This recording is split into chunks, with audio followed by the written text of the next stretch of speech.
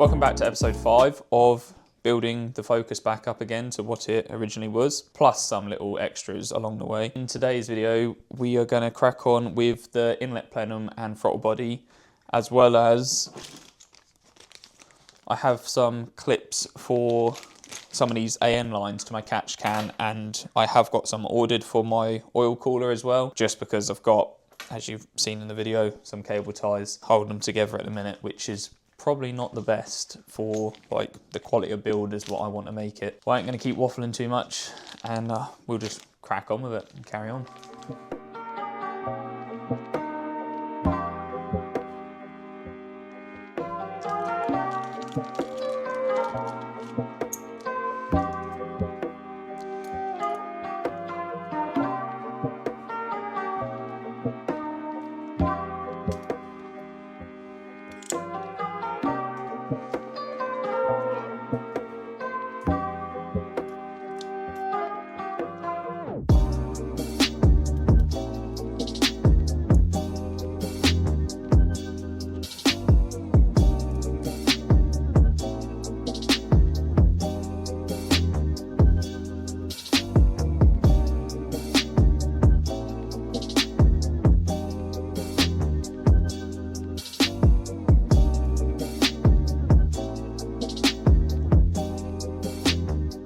This is my inlet plenum and my throttle body that I've got attached to it as well.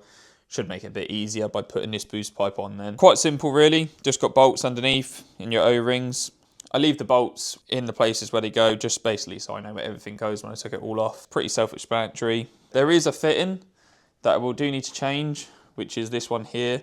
It's just a vac pipe that I don't use, but these plenums have on them anyway. I just need to buy a blank to go in there, but I'm unsure what thread that is at the minute. So I have to get one of them ordered, but I think I should be able to get to that underneath. If not, I'll just have to take it back off again. But for now, just to try and get some more bits on the car, put back together while I can, I'm gonna fit this. But as you can see, you probably laugh, I fitted this little makeshift vac pipe with some cable ties and a bolt in there to blank it off to get me by. Oh, that was when I had map a day and we found a boost leak, which happens to be there, which is a bit of a pain until you smoke test it. We couldn't find it. But yeah, I was thinking about the different colour as well for this. So instead of the candy red I've got it in, I was thinking about maybe doing a bronze or something. I think it's nice as the red. So, and it's all done, ready to go back on.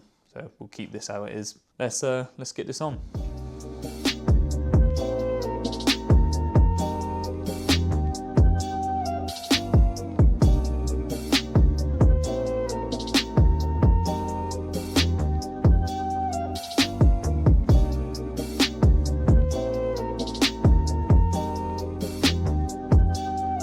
When you fit this on as well, you've got to be careful that these O-rings in here don't fall out.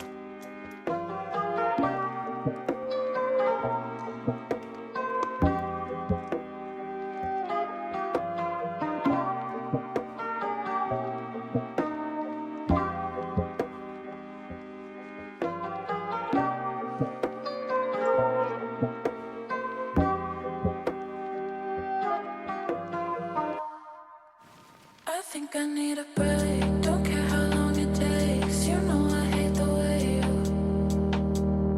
you make me feel so dark. You really broke my heart. You opened up my scars. I think I need a break. Don't care how long it takes. You know I hate the way So that's the inlet plenum one now, and I have got these clips on here, but I haven't done them up very tight at the minute just because I don't know what sort of angle these are going to be when it goes onto the catch can. So at the minute they're just loose for now. Got all the fittings connected to the plenum. Also have the vac line to the Cyvex ECU as well. It goes in there and just connects in to this end of the plenum. The throttle body is all on and tight. Only thing I've got left to do is tighten the Jubilee clip on the boost pipe down there, and then that will all be finished. I think what I might move on to next is I might install the turbo and possibly some heat shielding down here just while the turbo's out. I am going to have to buy something for this just because this O-ring don't seem to make a good enough seal, so there is a paper gasket that goes on there as well, but I'm going to have to order one of them in. So I ain't going to be able to connect the return, but I can at least connect the feed to the turbo, and then possibly some heat shielding around here, but we'll see how far we get with that.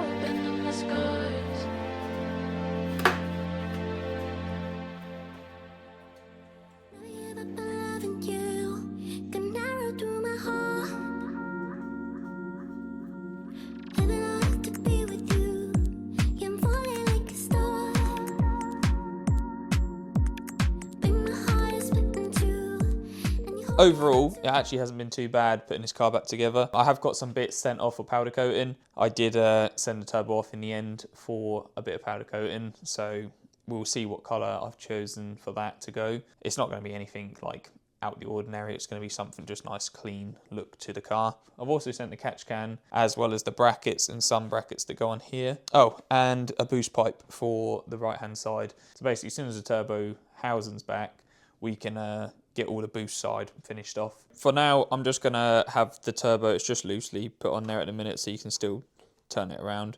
I've loosely put the oil feed to it that goes on the top here, and then the return will go in the bottom on these bolts here. But like I said, I'm waiting for a little paper gasket to go on here, and then that'll be all plumbed up. And plus, once I've got the front housing, I can then connect the vac line. That goes to the front housing, so that will be finished off, as well as the O2 sensor plug, what goes onto the exhaust when I've got the bonnet exit on. So now I've got as far as I can with this bit. I think what I'm going to do is move on to the coolant, as I've got all the coolant lines ran, so I think I'm going to get this filled up and get it tested, make sure there's no leaks anywhere.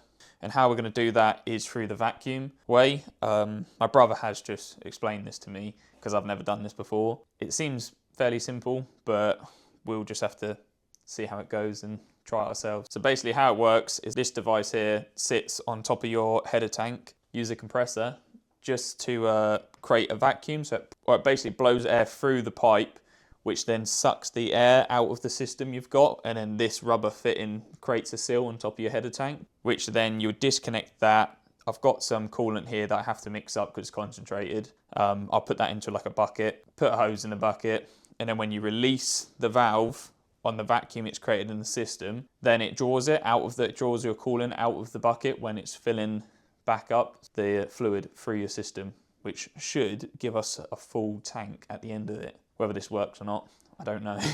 Let's give it a go.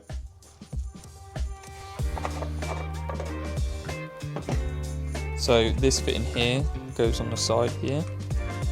Do a quick release. So what this is doing, I'll then connect the compressor to this side on a fitting, put this on top of the tank, and then push this button here, hold it down, and that'll blow air through here, which then is sucking air out of the tank, and you'll be able to see it by the gauge on here.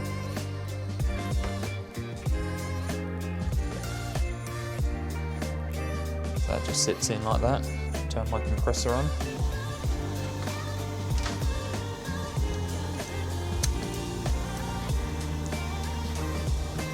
So it's now filling up with pressure. I'm just letting my compressor fill up with some air before I then go ahead and push this button, and it should put this gauge up. So that's the compressor now stopped. I'll just show you actually on here. You can see when I push this button here,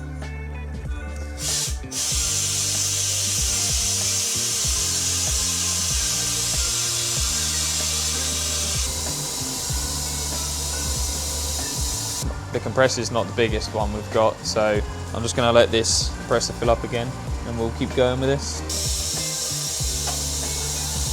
So once you've got that disconnected, it still keeps the vacuum on the tank and stuff. You put this bit into your bucket of coolant and this hose just goes on here.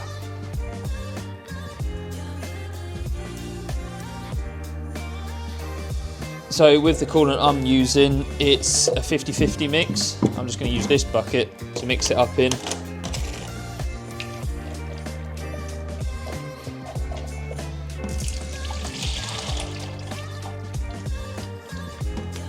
And then that line again with water. So I'll put that much again. That's 1 litre.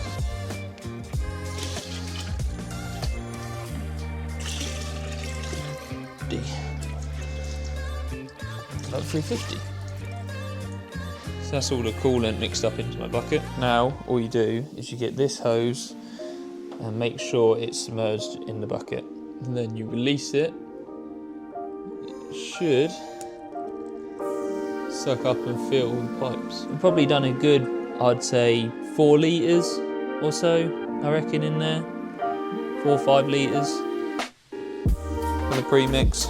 I don't think my compressor was man enough to get it all the way up to, I think it's about 30 on there. Yeah, 30. I can only get it to around the 25. So I did just have to top the header tank up with only probably half a litre, something like that, just to top this up. As you can see, it's just on the edge there.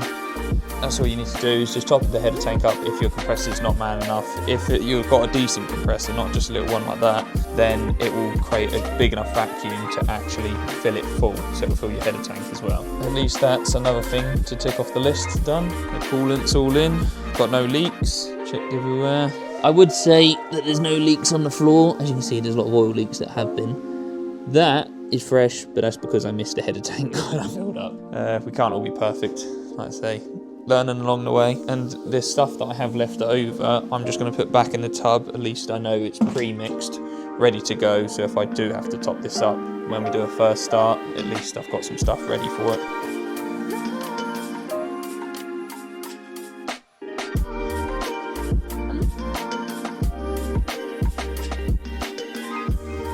So So I think that's going to be it for today. We've made some good progress again. It's quite nice to know that all the pipes that I fitted before with the coolant lines haven't got any leaks, which is a good start, obviously.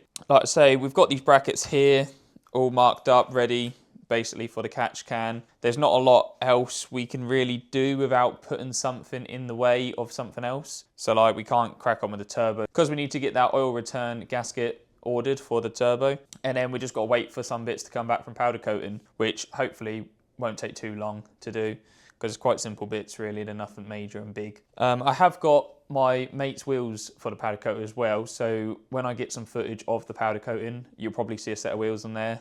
No, they're not for this. I know I keep saying about wheels, there will be some, probably. I don't know, because again, I just want to build the car and then, yeah, just see where I am with it once I've got it running, but see if I want to keep it or not. I probably will fall in love with it again, and I probably would want to keep it. But for now, I'm just going to build it up as clean as I can get it and make it as good as possible for me or anyone else, really. Like, it's just something I enjoy doing. Again, thank you as always for watching, and I'll catch you guys on the next one.